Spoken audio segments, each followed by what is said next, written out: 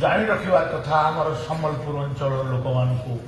ଯେ ଉତ୍କଳ କହିଲେ କଟକ ପୁରୀ ବାଲେଶ୍ୱର ଉତ୍କଳ କୌଶଳ କଳିଙ୍ଗ ମିଶିକରି ଓଡ଼ିଶା ପ୍ରଦେଶ ଗଠନ ହୋଇଛି କେବଳ ଉତ୍କଳର ଜୟଗାନ ଗାଇବ ଆଉ କୌଶଳର ଆଉ କଳିଙ୍ଗର କ'ଣ ପାଇଁ ଜୟଗାନ ହବନି এটা এটা এটা ଗୋଟେ ମାନସିକତା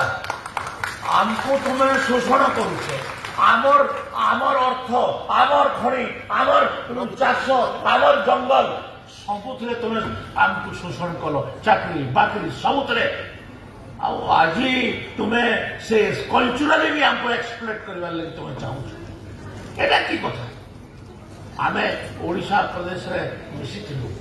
ଓଡ଼ିଶା ପ୍ରଦେଶରେ ମିଶିବା ପାଇଁ ଆନ୍ଦୋଳନରେ ବି ସାମିଲ ହେଇଥିଲୁ କିନ୍ତୁ